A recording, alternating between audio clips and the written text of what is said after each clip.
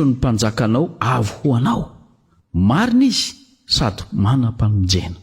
Zakaria 5:7 ny 7 dia efa hatrany amin'ny testamenta taloha, efa hatrany amin'ny faminaniany Zakaria mpaminany no efa nanondro an Jesosy Kristy Andriamanitra ry havana.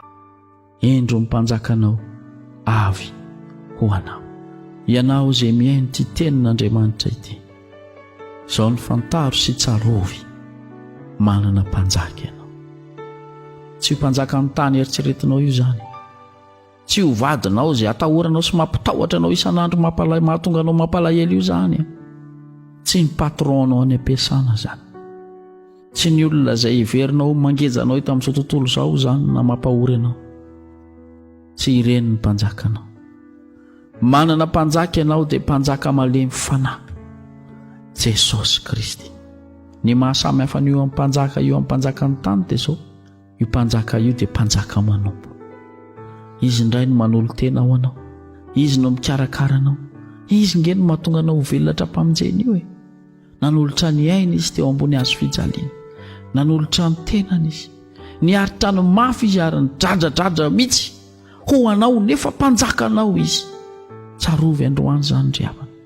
Ny mpanjaka antsika dia mpanjaka tsy mitovy amin'ny mpanjaka n'izao tontolo izao be friariana, be fanandratantena, tsy mitovy amin'ny mpanjaka tsy refesy mandidy sy mpanao didy jadony eto amin'ity izao tontolo izao ity izy, ary tsy mpanjaka mampitahotra koa izy, tsy mpanjaka biby fampitahorana izy, mpanjaka be fitiavana.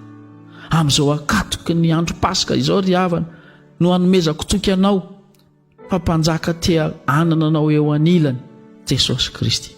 Izy ange dia mpanjaka fa rahalahiko izy, rahalahinao izy, te hisakambina anao isan'andro izy, te hiaraka aminao isan'andro izy, te hanampitamby anao isan'andro izy. Kanefa indraindray tsika mihitsy no miataka aminy, mieritreritra hoe miaraka aminy dia fijaliana. Tsy ary havana, mety misy fijaliana ranofo tokoa miaraka aminy, fa misy fitsaharam-panao rehefa miaraka amin'io mpanjaka io ianao.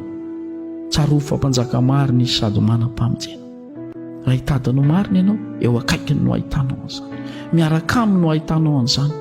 Mpanjaka tsy mba mamitaka anao izy, mpanjaka tsy mba mandiso fanantenana anao izy, mpanjaka mahitsy izy. Rehefa miteny aminao izy hoe tiany ianao dia tsy miova amin'izay izy mandrakizay. Ary mpanjaka manam-pamonjena izy, eo am-pelantanany no famonjena rehetra. Ninninna adinao, ninninna olanao, ninninna zava-manahiranao eto amin'ity tany ity, eny am-pelantanany eny no misy famonjena karazany maro.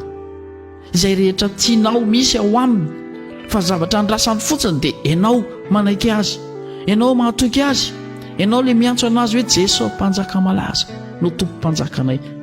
Ankehitriny aza mitady mpanjaka hafa. Raha misy tsy maintsy atahorana, Jesosy Kristy atahorana, ary apetra ao amin'ny fanahiana rehetra, fa izy no miantoka anao. Amen.